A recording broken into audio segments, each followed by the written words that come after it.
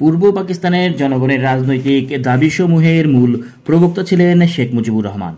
তার সর্বপ্রথম দাবি ছিল সাধারণ নির্বাচনের সুনির্দিষ্ট দিন ধার্য করা।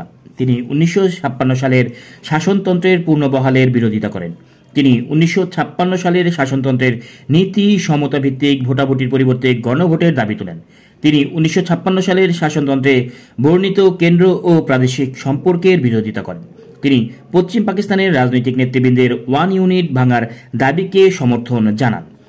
আওয়ামী লীগ বাদে পূর্ব পাকিস্তানের অন্যান্য রাজনৈতিক দলগুলো 1956 সালের শাসনতন্ত্রে কিছু রদবদল করে সেটাকে পুনঃপ্রতিষ্ঠার পক্ষে অভিমত প্রকাশ করেন।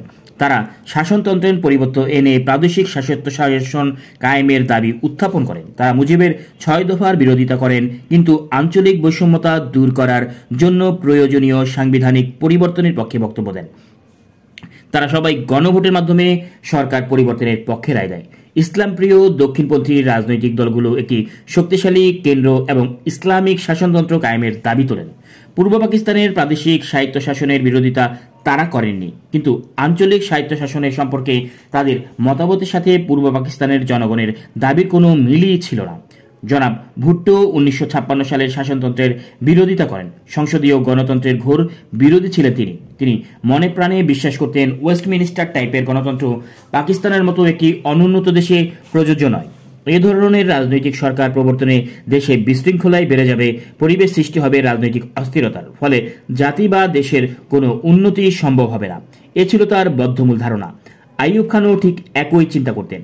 কেন্দ্র প্রাদেশিক সম্পর্ক, শাসনতন্ত্র, ইসলামিক চেতনার প্রতিফলন, ওয়ান ইউনিট ভাঙা প্রভৃতি সমস্যাগুলো সমাধানের দায়িত্ব ইয়াহিয়া খানের সরকারের বলেই জনাব ভুট্টো মনে করতেন। তিনি অভিমত প্রকাশ করেন, প্রেসিডেন্ট ইয়াহিয়া খানকে এ সমস্ত সমস্যার সমাধান খুঁজে বের করার চেষ্টা করতে হবে।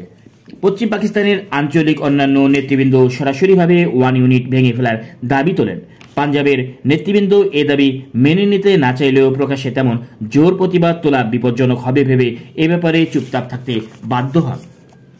বামপন্থী রাজনৈতিক দলগুলো আর্থসামাজিক কাঠামোর আমূল পরিবর্তনের মাধ্যমে এবং সমাজতন্ত্র কায়েম করে জনগণের মুক্তির দাবি তোলেন। উল্লিখিত রাজনৈতিক দাবি দেওয়ার পরিপ্রেক্ষিতে প্রেসিডেন্ট ইয়াহিয়া খানকে 3টি মূল বিষয়ে চিন্তাভাবনা করতে হয়। প্রথমত, বাঙালিদের গণভোটের মাধ্যমে নির্বাচন করার দাবি। দ্বিতীয়ত, কেন্দ্র ও প্রদেশগুলোর সম্পর্ক। এটাই ছিল সবচেয়ে জটিল এবং তখনকার রাজনৈতিক প্রেক্ষাপটে। তৃতীয়ত, পশ্চিম পাকিস্তানের ওয়ান ইউনিট ভেঙে প্রদেশগুলোকে পুনঃ প্রতিষ্ঠা করা। 28শে নভেম্বর 1969 প্রেসিডেন্ট ইয়াহিয়া খান জাতির উদ্দেশ্যে তার ভাষণ শুরু করেন উল্লেখিত সমাজতান্ত্রিক মূল বিষয়গুলো নিয়ে। তিনি বলেন যে অত্যন্ত দুঃখজনক হলেও দেশের রাজনীতিবিদ ও নেতৃবৃন্দ বিষয়গুলোর উপর ঐক্যমত সৃষ্টি করতে ব্যর্থ হয়েছে। আইয়ুব খানের মতো রাজনৈতিক নেতাদের তাদের ব্যর্থতার জন্য সরাসরি দোষারোপ না করে তিনি অতি বুদ্ধিমানের মতো ব্যর্থতার কারণ হিসেবে সার্বিক জটিল অবস্থাকে দায়ী করেন। এরপর তিনি বলেন, বর্তমান অবস্থায় 4টি উপায়ে নির্বাচনে সমস্যা হাল করা যেতে পারে। 1. নির্বাচিত প্রতিনিধিদের দ্বারা একটি কনভেনশন গড়ে তোলা, যার দায়িত্ব হবে একটি সুষ্ঠু নতুন সংবিধান তৈরি। 2. 1956 সালের শাসনতন্ত্রকে পুনরায় বহাল করা। 3. একটি শাসনতন্ত্র তৈরি করে সেটার উপর জাতীয় পর্যায়ে রেফারেন্ডাম গ্রহণ করা। 4. পুরনো শাসনতন্ত্রের ভালো মন্দের বিশ্লেষণ করে এবং বিভিন্ন রাজনৈতিক দলের নেতৃবৃন্দের সাথে আলোচনার ভিত্তিতে একটি লিগ্যাল ফ্রেমওয়ার্ক গঠন করে তার আওতায় সাধারণ নির্বাচন অনুষ্ঠিত করা। উল্লিখিত 4টি পন্থার দোষ গুণ বর্ণনা করে প্রেসিডেন্ট চতুর্থ উপায়কে সবচেয়ে বেশি গ্রহণযোগ্য বলে আখ্যায়িত করেন। 3টি মূল সমস্যা গণভোটের মাধ্যমে নির্বাচন, ওয়ান ইউনিট ভেঙে দেওয়া এবং কেন্দ্র প্রাদেশিক সম্পর্ক।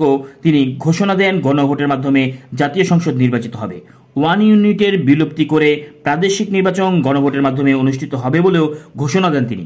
প্রেসিডেন্ট আশা প্রকাশ করেন যে ফেডারেল সরকারের শাসনতন্ত্র প্রণয়নের ব্যাপারে বিভিন্ন প্রদেশের রাজনৈতিক নেতৃবৃন্দ একটি জাতীয় ঐক্যমত প্রতিষ্ঠা করতে নিশ্চয়ই সক্ষম হবেন। ইয়াহিয়ার এ ঘোষণার বিরোধিতা করেছিলেন জান্তার মূল ক্ষমতা বলয়ের এয়ার মার্শাল নূর খান ও জেনারেল হামিদ। তারা মত প্রকাশ করেন যে 2020 কেন্দ্রীয় পরিষদ না থাকলে শুধুমাত্র সংখ্যাগরিষ্ঠ জোরে বাঙালি পাকিস্তান ফেডারেশনের অন্যান্য প্রদেশগুলোর উপর তাদের প্রণীত শাসনতন্ত্র চাপিয়ে দিতে সক্ষম হবে। তাই তারা দাবি করেন শাসনতন্ত্র সংক্রান্ত যে কোনো সিদ্ধান্ত সংসদ সদস্যের 60% দ্বারা অনুমোদিত হতে হবে। 25 নভেম্বর অতি কষ্টে প্রেসিডেন্ট ইয়াহিয়া খান তার ইনার ক্যাবিনেটের সদস্যদের 60% দাবি উঠিয়ে নেবার জন্য রাজি করাতে সক্ষম হন। 24 নভেম্বর তার বক্তৃতায় 60% সম্পর্ক কোনো উল্লেখ না করে থাকায় পূর্ব পাকিস্তানের অনেকেই সেদিন অবাক হয়েছিল। কেন্দ্র প্রাদেশিক সম্পর্কের ব্যাপারে শেখ মুজিবের অভিপ্রায় ছিল নির্বাচিত সরকার এ ব্যাপারে সিদ্ধান্ত নেবেন। প্রেসিডেন্ট শেখ মুজিবের এ দাবিও মেনে নেন। এতে পশ্চিম পাকিস্তানের অনেক নেতাই প্রেসিডেন্টের সমালোচনা করেন। তারা চেয়েছিলেন গণভোট ও 1 ইউনিট ভেঙে দেওয়ার মতো ব্যাপারে প্রেসিডেন্টের নিজেরই সিদ্ধান্ত নেওয়া উচিত হবে। প্রেসিডেন্ট প্রাদেশিক শাসনের দাবিও মেনে নেন।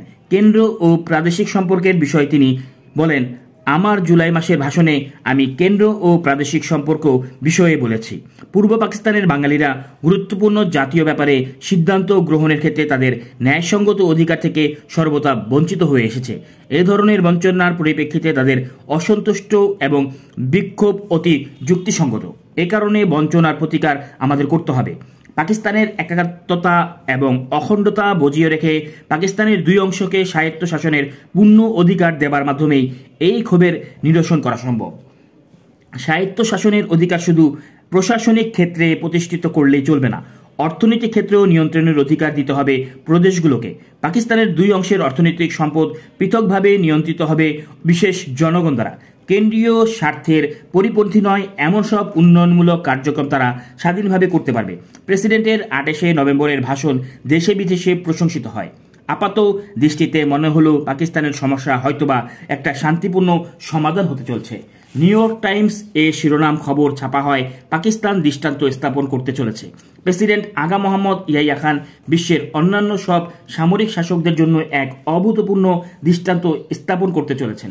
তিনি গণভোটের মাধ্যমে নির্বাচিত প্রতিনিধিদের হাতে শান্তিপূর্ণভাবে ক্ষমতা হস্তান্তর করার মাধ্যমে বেসামরিক সরকার কায়েম করার প্রতিষ্ঠা ব্যক্ত করেছেন। পূর্ব পাকিস্তানের বাঙালিরা এবার কেন্দ্রীয় সংসদে সংখ্যাগরিষ্ঠতা লাভে সক্ষম হবে। জনসংখ্যা অনুপাতে এটাই তাদের ন্যায্য অধিকার। ক্রিশ্চিয়ান সায়েন্স মনিটর লেখে, জেনারেল প্রেসিডেন্ট ইয়াহিয়া খান গণভোটের মাধ্যমে সংসদ নির্বাচনের ঘোষণা দিয়ে কৃতিত্বের পরিচয় দিয়েছে। সংসদে গৃহীত আনীত শাসনতন্ত্র বাঙালিদের স্বায়ত্ত শাসনের পূর্ণ অধিকার প্রদান করবে। জাতীয় গুরুত্বপূর্ণ বিষয়গুলোতে প্রথমবারের মতো বাঙালিরা তাদের যথাযোগ্য ভূমিকা রাখতে সক্ষম হবে। মার্কিন যুক্তরাষ্ট্রের কংগ্রেস জনাব সিকেস বলেন, প্রেসিডেন্ট ইয়াহিয়া খান উদাহরণ অন্যান্য দেশগুলোর জন্য শুধুমাত্র দৃষ্টান্তস্বরূপই ন্যায় প্রশংসাও যোগ্য। তার পদক্ষেপ পাকিস্তানের গণতান্ত্রিক প্রক্রিয়াকে এগিয়ে নিয়ে যাবে।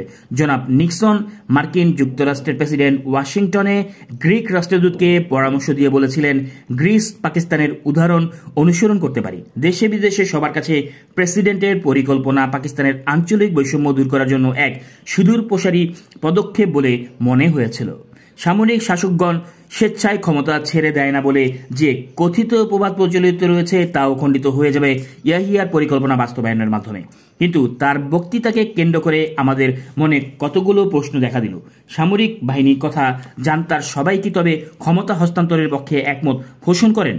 শেখ মুজিব কি তাহলে পাকিস্তানের অখণ্ডতা বজিয়ে রেখে তার 6 দফা দাবির পরিবর্তন করতে রাজি হয়েছে, নাকি তিনি নির্বাচনের মাধ্যমে শুধুমাত্র নিজেকে বাঙালি জনগণের একমাত্র নেতা হিসেবে প্রতিষ্ঠা করার চেষ্টা করছেন?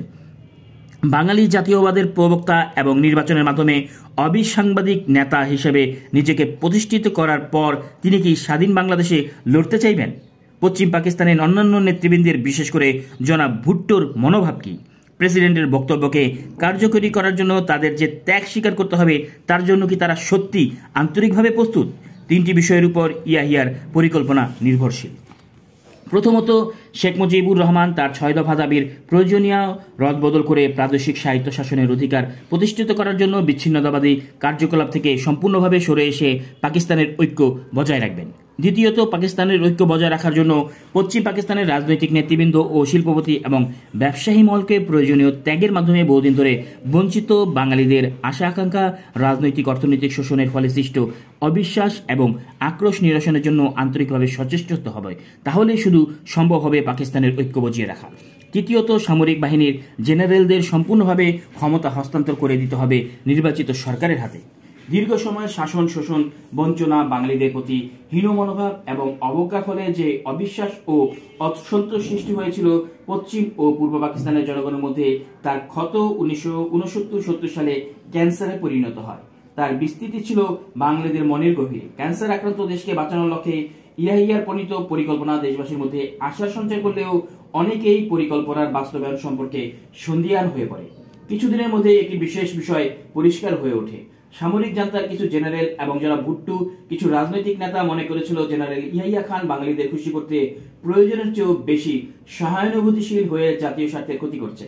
কিন্তু পারতপক্ষে জনাব আহসান পূর্ব পাকিস্তানের governor general Yakub zonal martial law administrator পূর্ব পাকিস্তানের সাধারণ জনগণের কাছে প্রেসিডেন্টের পরিকল্পনা গ্রহণযোগ্যতা দেখে সন্তুষ্টি প্রকাশ করেন। সামরিক গোয়েন্দা বাহিনীর চিফ জেনারেল আকবর এবং বেসামরিক গোয়েন্দা বিভাগীয় চিফ জনাব রিজভি প্রেসিডেন্টকে রিপোর্ট করেন যে জাতীয় পরিসরে জনগণ প্রেসিডেন্টের পরিকল্পনাকে ইতিবাচকভাবে গ্রহণ করেছে। কিছু সংখ্যক সংকীর্ণ মনা রাজনীতিবিদ, ব্যবসায়ী এবং আমলাতন্ত্রের একটি ক্ষুদ্র অংশ বাদে সেনাবাহিনীর তরুণ অফিসারদের বৃহৎ অংশ এবং প্রজ্ঞাশীল জেনারেলদের যে কোনো ত্যাগের মাধ্যমে পূর্ব ও পশ্চিম পাকিস্তানের জনগণের মধ্যে সৃষ্ট অবিশ্বাস ও ঘৃণা দূর করে পাকিস্তানের আদর্শ ও অখণ্ডতা রক্ষা করার সপক্ষেই মত প্রকাশ করেন। তবুও 28 নভেম্বর 1969 এবং 30 মার্চ 1970 সালের মধ্যে প্রেসিডেন্ট ইয়াহিয়া খানকে ভুট্টো ও কিছু সংখ্যক সংকীর্ণমনা জেনারেল এবং আমলাদের একটি অংশ থেকে ভীষণ চাপের সম্মুখীন হতে হয়। তারা দাবি তোলেন লিগ্যাল ফ্রেম অর্ডারের স্বায়ত্ত শাসনের পরিধি পরিষ্কার করে দিতে হবে প্রেসিডেন্টকে। এতে করে মুজিব রাষ্ট্র ক্ষমতায় এসে বাঙালি জাতীয়বাদের ধোঁয়া তুলে স্বাধীন বাংলাদেশের দাবি উত্থাপন করতে পারবে না। কিন্তু এরই মধ্যে শেখ মুজিবুর রহমান গভর্নরের আহ্বানের মাধ্যমে পরিষ্কারভাবে জানিয়ে দেয় স্বায়ত্ত শাসনের পূর্ণ অধিকার এবং গণভোটের অধিকারে কোনো ব্যতিক্রম হলে আলোচনার সব পথই বন্ধ হয়ে যাবে এবং শুরু হবে দেশব্যাপী রক্তক্ষয়ী সংগ্রাম। সামরিক জান্তার অনেকের মত প্রকাশ করেন নির্বাচনের আগেই বল প্রয়োগ করে মুজিবের 6 দফা ভিত্তিক দেশ বিভক্তির চক্রান্ত নস্যাৎ করে দেওয়া উচিত। নির্বাচিত নেতা শেখ মুজিবুর রহমানের বিরুদ্ধে কোনরূপ ব্যবস্থা গ্রহণ করা দুরূহ হয়ে উঠতে পারে। কিন্তু গভর্নর আসান প্রেসিডেন্টকে সাবধান করে দিয়ে বলেন যে মুজিবের সাথে সংঘর্ষে গেলে পাকিস্তানের ঐক্য থাকবে না। প্রেসিডেন্ট জনাব আসানের সাথে একমত পোষণ করেন। তিনি বিশ্বাস করেছিলেন মুজিবের মাধ্যমে 6 দফার পরিবর্তন করেই পাকিস্তানকে টিকিয়ে রাখা সম্ভব। 6 দফার ব্যাপারে প্রেসিডেন্টকে দেয়া শেখ মুজিবের প্রতিশ্রুতি ছিল তার বিশ্বাসের ভিত্তি। শেখ মুজিব প্রেসিডেন্টকে আশ্বাস দিয়েছিলেন যে পাকিস্তানের অখণ্ডতা বজিয়ে রাখার জন্য প্রয়োজনীয় পরিবর্তন 6 দফার দাবিতে তিনি করবেন।